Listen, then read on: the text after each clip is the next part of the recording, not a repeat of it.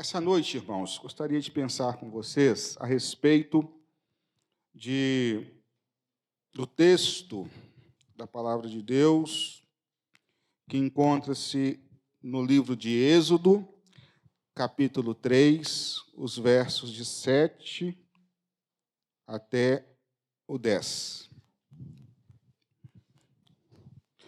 Êxodo, capítulo 3, os versos de 7 a 10. Estarei fazendo a leitura e os irmãos estarão acompanhando aqui, os irmãos em casa estarão acompanhando também, como está sendo projetado. E a palavra nos diz assim: Disse ainda o Senhor: certamente vi a aflição do meu povo que está no Egito, e ouvi o seu clamor por causa dos seus exatores. Conheço-lhes o sofrimento, por isso desci a fim de livrá-lo da mão dos egípcios, e para fazê-lo subir daquela terra a uma terra boa e ampla, terra que mana leite e mel, o lugar do cananeu, do heteu, do amorreu, do ferezeu, do heveu e do jebuseu. Pois o clamor dos filhos de Israel chegou até mim, e também vejo a opressão com que os egípcios os estão oprimindo. Vem, agora, eu te enviarei a Faraó, para que tires o meu povo, os filhos de Israel, do Egito. Lida e exposta a tua palavra como será, Senhor, que a mesma venha aninhar-se aos nossos corações, promovendo vida, edificação, transformação, ó Deus, alimentando-nos, mas também fortalecendo-nos para a honra e glória do Senhor. Em nome de Jesus oramos. Amém.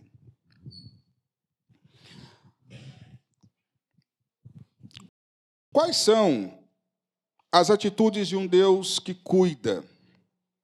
Um dos textos bíblicos que narra, que trata de forma bem clara e mostra de forma bem eficiente o cuidado de Deus sobre o seu povo, é o texto, ou os textos que permeiam a história desde o nascimento de Moisés até a saída do povo da terra do Egito.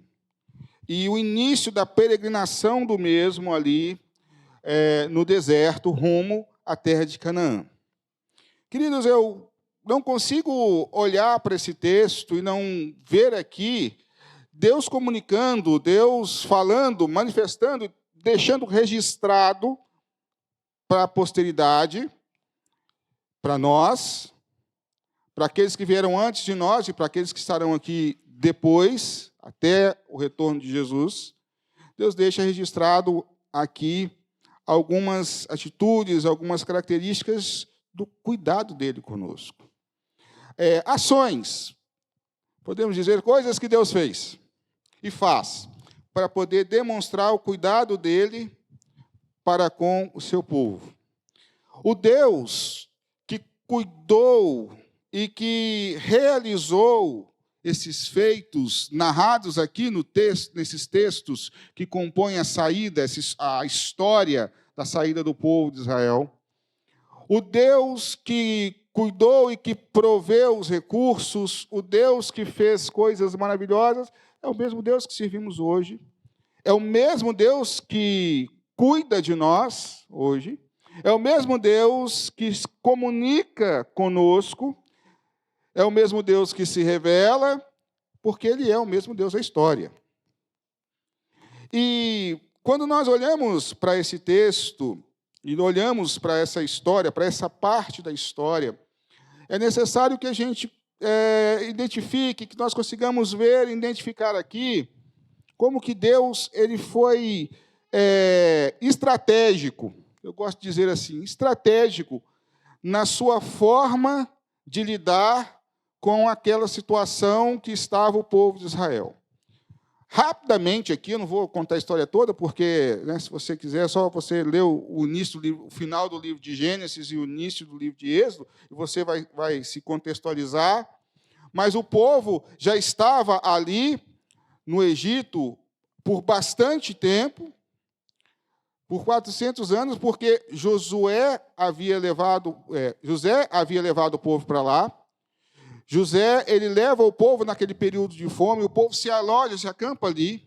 Só que com o passar do tempo, outras lideranças foram surgindo, outro faraó se levantou, e as alianças que foram feitas com José começaram a ser quebradas, e a visão do povo do Egito e da liderança do faraó mudou com relação ao povo de Israel, e aí ele começa a oprimi-los. E eu gosto sempre de pensar, queridos, que assim é a minha, a sua, a nossa história. Nós temos momentos de alto e de baixo. Nós temos momentos em que nós somos muito queridos, muito bem vistos e que as coisas estão indo bem, mas também existem momentos em que nós não somos queridos, momentos em que as pessoas querem que a gente se afaste, momentos que, às vezes, seremos até perseguidos por um ou por outro motivo. A nossa vida, ela também é igual ao início da história aqui do povo de Israel, do Egito, momentos em que grandes salvação, grandes recursos são movidos para nos ajudar, para nos auxiliar, mas existem também os momentos de opressão e os momentos de escassez. Mas em todos esses momentos, Deus se faz presente, porque Deus é o Deus que cuida do seu povo. E eu quero então pensar com você aqui hoje um pouco sobre esse cuidado e rapidamente aqui sobre algumas atitudes que Deus ele usa para poder cuidar de mim, cuidar de você, cuidar de nós, assim como cuidou do povo ali. E nós vamos usar então esse texto como referência para a gente. A primeira atitude é que Deus ele vê a necessidade. É interessante que no versículo de número 7, Deus fala assim: eu tenho visto a aflição do meu povo, o clamor do meu povo, a aflição do meu povo, o sofrimento do meu povo chegou até mim. E Deus olha então, e ele entende que há ali a necessidade de uma ação dele para que o sofrimento daquele povo pudesse terminar. Muitas vezes, queridos, nós passamos alguns momentos na vida, e muitas pessoas passam alguns momentos na vida tenebrosos, difíceis. E é algo interessante que nós nunca temos como medir o grau, a intensidade da dificuldade de alguém. A gente pode pensar quando a pessoa fala, porque às vezes quando nós olhamos, falamos, puxa, mas o problema dessa pessoa é um problema tão simples, tão simplório, mas é simplório para a gente. Primeiro que não está passando, e talvez porque a gente tem a solução do problema. Mas para aquela pessoa, não. Às vezes, algo que parece muito simples, muito fácil de resolver para nós, é um problema imenso para o outro. Mas, independente do ponto de vista que nós temos, Deus ele tem uma visão ampla. E Ele conhece a gravidade, a profundidade, a dimensão dos nossos problemas e das nossas necessidades. E aqui Ele olha para aquele povo como Ele olha para mim, como Ele olha para você, como Ele olha para o mundo hoje, e Ele entende muito bem quais são as necessidades. E eu gosto de, pensando à luz daquilo que nós temos hoje, do tempo que nós vivemos hoje, existem hoje duas visões de necessidade. Existe a necessidade real e existe a necessidade virtual. Deus sempre vê a necessidade real. O que é que realmente nós precisamos? Qual é exatamente a nossa necessidade? Porque muitas vezes a visão que nós temos é a visão da necessidade virtual.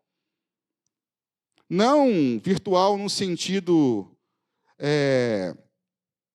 tecnológico, mas virtual porque a gente pensa que o maior problema que nós temos é aquele, mas nós não conseguimos ter uma visão ampla. Nós não conseguimos, nós vemos apenas um momento, um instante, aquilo que está acontecendo ali, mas nós não conseguimos ver consequências. Nem tampouco conseguimos entender os princípios, mas Deus não. Deus tem uma visão ampla. E Ele sabe o porquê que aquelas coisas estão acontecendo. E Ele sabe as consequências que aquilo poderá desenrolar. Então, Deus sempre tem uma visão da necessidade. Deus, Ele não está cego à nossa dor. Deus, Ele viu a escravidão. Deus, Ele conhece a injustiça. Deus, Ele sabe das lágrimas que muitas vezes são choradas escondidas. Das lágrimas que são derramadas, às vezes, não pelos nossos olhos, mas pelas nossas almas. Deus conhece aquela oração que você faz lá no íntimo, o sofrimento que às vezes você está passando e que você não declara porque sabe que pode ser rotulado. Deus conhece, Deus sabe. E esse clamor, irmãos, que nós vemos na Bíblia, a expressão que nós vemos na Bíblia falando que havia um clamor, e quando ele diz, o clamor do povo chegou até mim, não é que o povo ficava lá gritando, clamando, Deus, não. O que ele está querendo dizer é que esse clamor muitas vezes era manifesto nas orações, nos corações, enquanto eles trabalhavam, enquanto estavam debaixo das chibatadas, das chicotadas dos egípcios. O coração, a mente, a alma daquele povo clamava. Porque Deus conhece as nossas necessidades. E a primeira característica, a primeira atitude de um Deus que cuida é conhecer as necessidades. É saber quem é você e o que você está passando. Meu querido, minha querida, meu irmão, minha irmã, meu amigo, minha amiga, talvez você esteja passando algumas coisas na vida e você acha assim, olha, ninguém sabe o que eu estou passando, só eu sei o sofrimento que eu estou passando. E realmente, talvez ninguém que esteja ao seu redor saiba, mas Deus sabe. Deus conhece.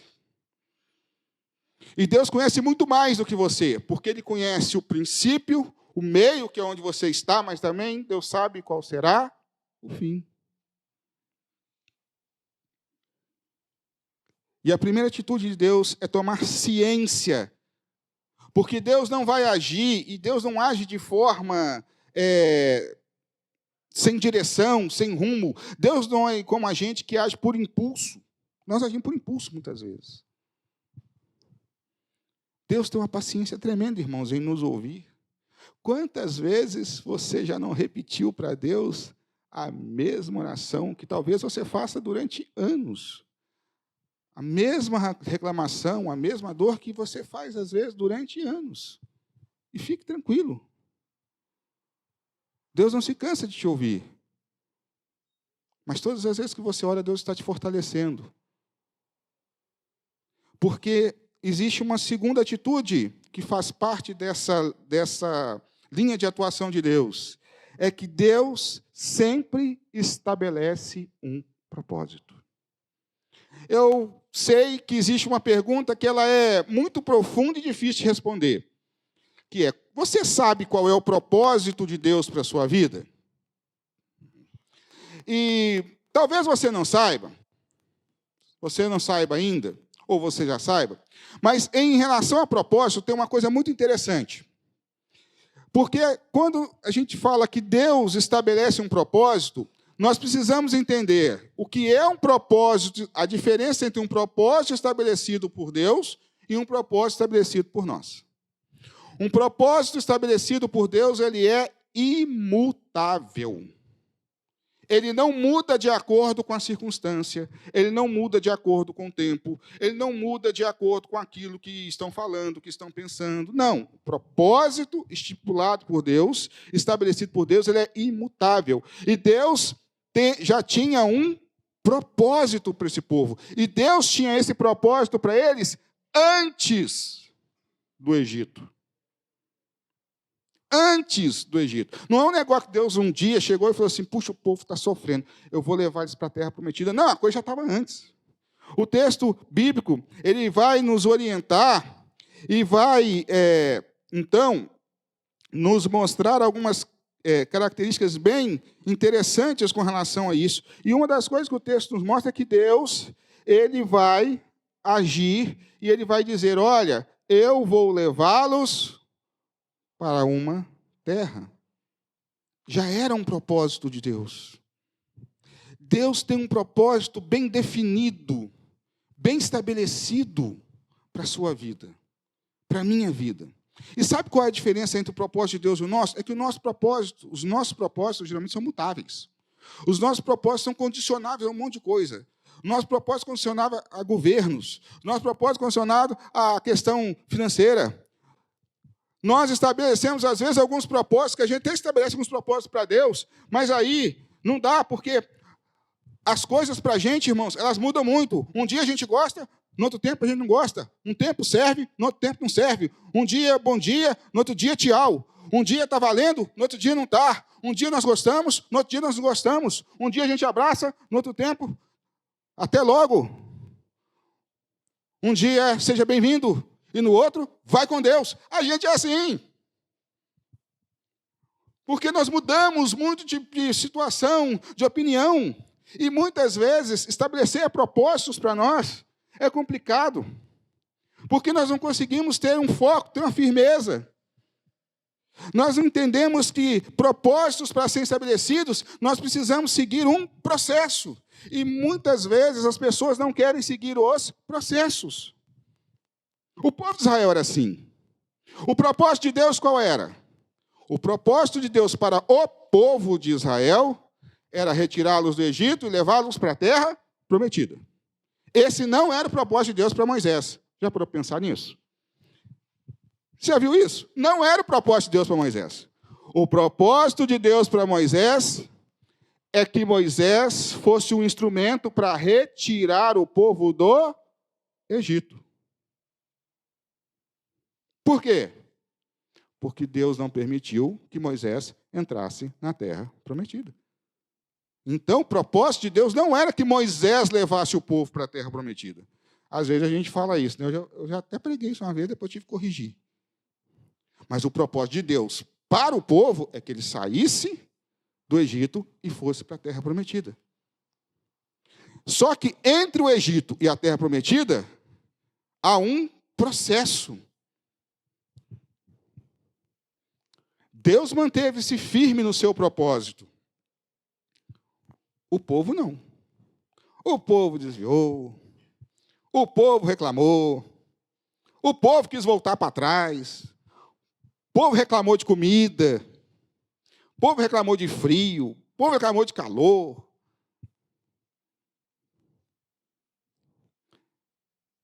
O povo andou 40 anos numa marcha que talvez fizesse em 40 dias.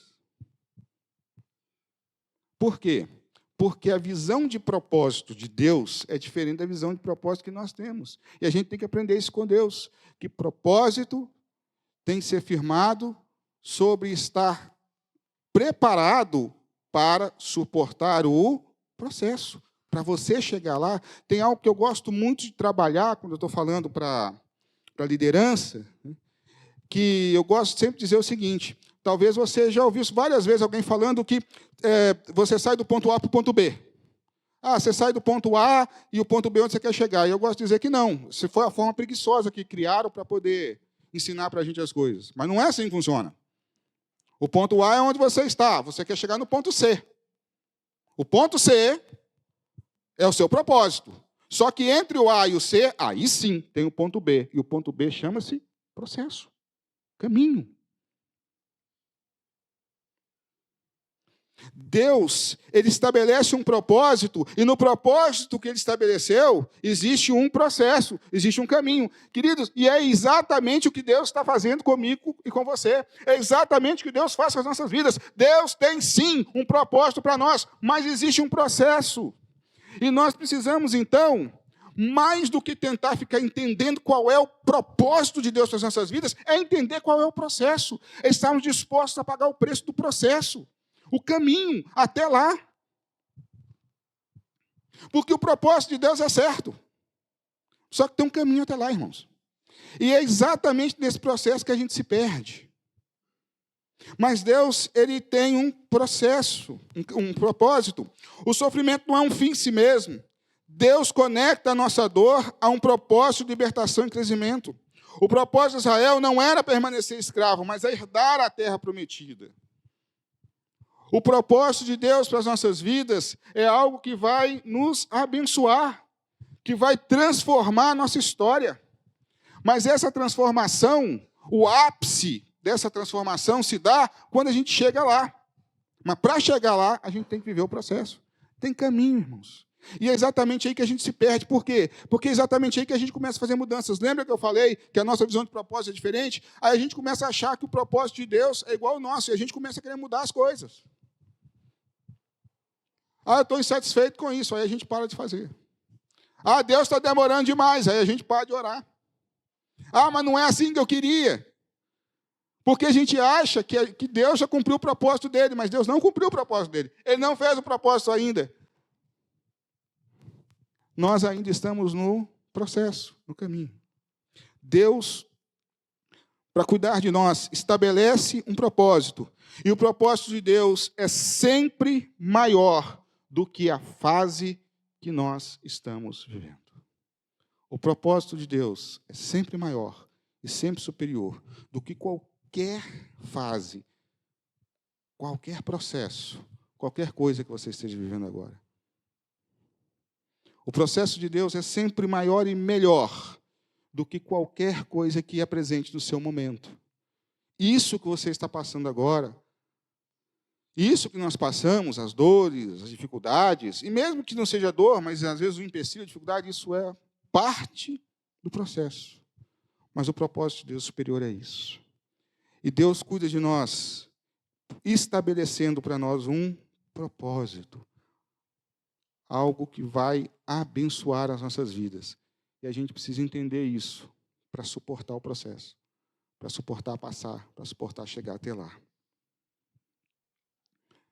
Mas a terceira atitude de um Deus que ama e de um Deus que cuida é que, por causa daqueles que Ele ama e que Ele cuida, Ele intervém ou move a história.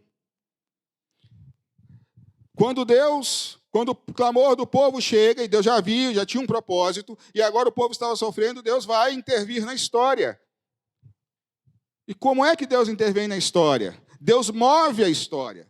Mas Deus começa a mover a história lá na caverna, quando Ele chama Moisés? Não, Deus começa a mover a história lá atrás. E parte desse mover está no nascimento de Moisés. E tudo que aconteceu no nascimento de Moisés. Se você parar para pensar, Moisés é um personagem que não devia existir, porque ele devia ter morrido. Era para ele ter morrido. Mas Deus não deixou ele morrer. Deus deixou que ele crescesse e aprendesse dentro da casa de Faraó. E Deus começa, então, a fazer ali o seu mover, porque Deus intervém na história. Quando, irmãos, hoje nós falamos que para Jesus entrar na vida de alguém, e falamos e declaramos com alegria que Jesus entrou na nossa vida, porque Deus interveio na nossa história, na minha, na sua, e na de tantos, Deus intervém. E então Jesus entra e as mudanças começam a acontecer. Deus intervém na história. Deus levanta Moisés, Deus muda cenários, Deus reverte decretos. O tempo de escravidão chega ao fim porque Deus começa a escrever um novo capítulo para aquele povo. Quando Deus decide mover ou intervir na história, nenhuma corrente, sistema, nem absolutamente nada pode impedir. É curioso, irmãos, quando nós olhamos hoje, como o Evangelho, nós não temos às vezes muita noção, porque a gente está num país livre, de culto livre. A gente está aqui reunido, está muito bem, está gostoso, que ótimo, aqui é culto livre. Ninguém vai vir aqui te proibir de vir no culto. Mas a gente, se você parar e você começar a pesquisar o que está acontecendo em lugares onde você não pode cultuar a Deus, você vai ver como o Evangelho tem crescido nesses lugares. Terra que não nascia nada, o Evangelho tem crescido. Com choro, com mortes, com dor, com sofrimento, sim, mas o Evangelho está crescendo. Porque não existe absolutamente nada que possa deter a ação de Deus sobre a história. Quando Deus decide intervir na história, quando Deus decide mover, nada consegue impedir. Um dos maiores adventos para que o Evangelho seja difundido, e às vezes é criticado, é mal falado e mal interpretado por alguns, é essa coisinha que todo mundo tem hoje aí, que a gente mexe, chama de internet. Irmãos, como que isso favoreceu o Evangelho?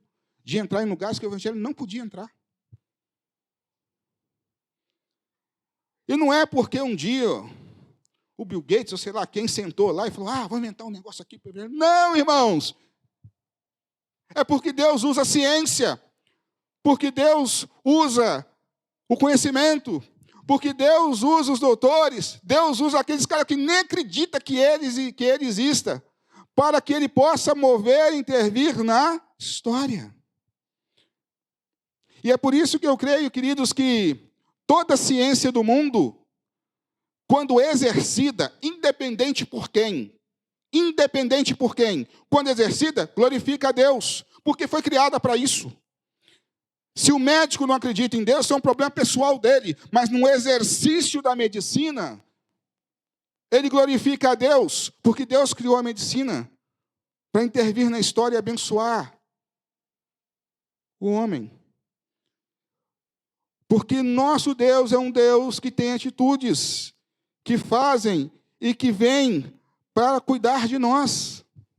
Deus, então, intervém naquele momento ali na história, e Deus levanta o improvável, Moisés, para que a história tomasse outro rumo, porque Deus continuava cuidando do seu povo. Às vezes, queridos, as coisas estão tão complicadas que a gente pensa assim: Deus me abandonou. Tem algo que me chamou a atenção há um tempo atrás. Eu estava lendo um artigo escrito por um filósofo, e esse filósofo disse algo interessante, que me chamou muita atenção. Ele disse assim: Deus não ama a humanidade. Deus os abandonou. Porque até o filho dele na cruz, ele também abandonou. E realmente o texto bíblico, uma das falas mais pesadas de Jesus na cruz foi: Deus meu, por que me abandonaste? Só que o que ele não sabe é que ali Deus não estava abandonando Jesus, mas Jesus estava repetindo o quê? O sentimento humano, que diante do peso, de todo o peso do pecado, ele se sentiu abandonado pelo Pai, mas o Pai estava lá. E muitas vezes, por muito menos do que Jesus teve na cruz, a gente acha que Deus nos abandona. Mas eu quero dizer para você que Deus intervém na história, querido. Ele não nos abandona. Assim como um dos amigos, Eliú, disse para Jó: pode ser que você não veja, mas a sua causa está diante dele, por isso, espera nele. O povo clamava e gemia debaixo da servidão do Egito. E Deus estava ouvindo, intervindo na história, porque Deus nos ama e Deus cuida de nós. Deus cuida de você, meu querido. Deus cuida de você, meu irmão. Deus sabe. Deus sabe. Ah, sim, Deus sabe. E Ele intervém. E talvez nesse momento, quando você acha que Ele não está nem aí, Ele está intervindo na sua história para mudar, para abençoar, para transformar, para cumprir o propósito que Ele estabeleceu para você. Porque quem estabelece os propósitos eternos é Deus. Queridos, a quarta atitude de um Deus que cuida é quando Ele disponibiliza recursos. Deus disponibiliza para o ser humano recursos. E nós temos aqui uma infinidade de recursos que Deus disponibilizou para cuidar do povo. Deus disponibilizou, em primeiro lugar, Moisés.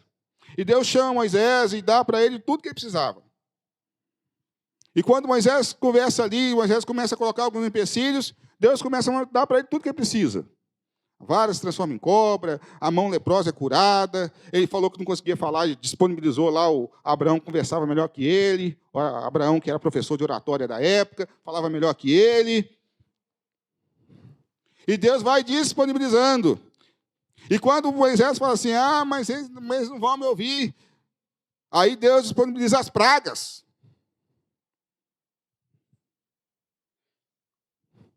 Deus disponibiliza recursos para que o propósito dele sobre as nossas vidas se cumpra. E às vezes, irmãos, ou nós não conseguimos enxergar, a gente até usa mal os recursos, mas Deus disponibiliza recursos. E às vezes aquilo que a gente acha que não é um recurso de Deus. É algo que Deus está nos dando para cumprir o propósito dele. Porque ele disponibilizou diversos recursos. E ele vai, então, fazendo prodígios, fazendo maravilhas. E às vezes, irmãos, nesse contexto aqui, Deus fez prodígios, Deus fez maravilhas, Deus mandou as pragas, Deus fez uma série de coisas que aos nossos olhos não são comuns. Mas muitas vezes o recurso que Deus está disponibilizando para abençoar a sua vida é simples, é comum. E talvez o que estejamos precisando é uma oração, falar, Deus, me faz enxergar quais são os recursos que o Senhor está disponibilizando sobre a minha vida. Porque às vezes a gente quer recursos e acha que os recursos são grandes, supremos, e são coisas completamente diferentes daquilo que Deus está usando. E às vezes Deus vai usar as coisas simples. Às vezes, algo que eu aprendi com um pastor amigo meu, né? Não vem embrulhado do jeito que a gente gostaria que viesse. Mas está ali. Deus, ele cuida de nós disponibilizando os recursos. Deus ofereceu recursos importantíssimos, mas há um recurso fantástico que Deus disponibilizou para Moisés e também disponibiliza para nós. Porque Deus, no versículo 12 do capítulo 3, Deus fala com Moisés, eu estarei contigo. Queridos, e qual recurso maior que nós temos, senão a presença do próprio Deus conosco? E é por isso que Deus, na sua economia, na sua forma relacional, na sua forma de relacionar, deixou aqui a presença dele na forma do Espírito Santo. Ele cria e sustenta todas as coisas, o Filho vem e faz todo o processo redentivo e reconciliatório, e agora o Espírito Santo está aqui para quê? Para ajudar a gente a caminhar até o dia que Jesus voltar. E nós temos esse recurso à nossa disposição. Porque o Espírito Santo está sobre todos aqueles que abriram seu coração para Jesus. E é o recurso da presença de Deus, do Deus conosco. Quando nós oramos porque cremos que estamos falando com um Deus poderoso e Ele nos ouve. Porque, meu querido, se não for isso, então, nós somos doidos. A gente está falando para o ar e acreditando que alguma coisa vai acontecer. E não é isso que estamos fazendo. Hoje nós temos, queridos, a presença de Deus, assim como Moisés, naquela época, Deus disse, eu estarei contigo. Deus fala, eu estou com vocês. Jesus falou assim, eu estou com vocês até o fim dos tempos. E sabe por que Jesus, eu gosto muito dessa fala de Jesus, quando ele está, antes dele ir para o céu, ele fala assim, eu estarei convosco até a consumação dos séculos. Sabe por quê? Porque o que ele tinha ensinado antes? Quando os séculos se consumirem, quando acabarem as coisas, nós, estaremos com ele. Enquanto nós não estamos lá com ele, onde ele preparou para nós, o que ele fez? Eu vou estar com vocês. Como? Na forma do Espírito Santo, que é o mesmo Deus, com poder e autoridade, só tem uma função diferente. E esse é o mistério da Trindade. Deus Pai, Filho e Espírito Santo. Cada um tem um papel, uma função, mas é o mesmo Deus. Jesus, quando fala disso, ele não está falando dele, está falando do Espírito Santo. O que ele disse? É preciso que eu vá para que o Espírito venha, porque ele vai habitar com vocês. Deus está presente, é o maior recurso que eu e você temos. Aqueles que creem em Jesus, aqueles que servem ao Senhor, por maior que seja a nossa dificuldade, podemos crer que Deus está conosco. E não somente a presença de Deus como o maior recurso que temos, mas Deus ainda nos dá, então, que a partir dessa presença Ele disponibiliza outros recursos que nós precisamos. E aí é particular, é o recurso que você precisar, porque às vezes o que você precisa não é o que eu preciso. Deus vai fazer com você, porque Deus não trata de forma pessoal. Às vezes Ele trata coletivamente quando Ele vê que a igreja precisa de alguma coisa coletiva, mas Ele trata também de forma pessoal. Irmãos, olha que bênção, o Deus que cuida, Ele cuida tanto, Ele tem tanto cuidado conosco, que Ele falou assim, eu vou estar com vocês. Vocês não estão sozinhos. Vocês não estão desamparados. Eu não vou abandonar vocês. E eu gosto de fazer uma paráfrase aqui. Deus ensina o seguinte: não vou abandonar vocês como vocês fazem comigo. Porque muitas vezes as pessoas abandonam a Deus. E Deus fala: mas eu não abandono vocês como vocês abandonam. Eu não abandono vocês como vocês abandonam uns aos outros. Não, eu estou com vocês. Porque eu sou um Deus que cuida. E Deus vai dizer para Moisés: Moisés, quando todas essas coisas acontecerem, eu estarei contigo. E Deus vai demonstrar isso, então, na quinta atitude. O Deus, quando ele age com poder. Lá, às margens do versículo do capítulo 14, quando Moisés tira o povo, e o povo vai caminhando, e aí a história você sabe, eles chegam diante do Mar Vermelho, e ali diante do mar eles olham para trás, e os carros de Faraó, o exército de Faraó vinha com fúria sobre eles. E ali naquele momento o que acontece? Ali naquele momento haviam representantes nossos. Representante da gente estava ali. O povo começou a reclamar. Nos tirou de lá para morrer aqui. A gente às vezes fala assim: esse povo de Israel também, né? Irmãos, se a gente estivesse lá, talvez a gente fizesse isso, ou talvez até pior. A gente reclamava também: tirou a gente de lá para morrer aqui. E então, Moisés vai conversar mais uma vez com Deus, e Deus fala o que com ele? Eu estou contigo. Por que você está clamando? Diz o povo para marchar. Diz o povo para em frente. Porque o Deus que cuida é o Deus que se revela. E é o Deus que, quando é extremamente necessário, ele mostra o seu poder de forma extraordinária. Deus sempre demonstra o seu poder. Mas, às vezes, ele faz isso de forma simples, irmãos. Deus é o sustentador da vida. Sabe quando foi que Deus demonstrou? Hoje. Hoje Deus demonstrou o poder dele para você. Aí talvez você vai pensar assim: não aconteceu nada extraordinário. Aconteceu sim, você acordou.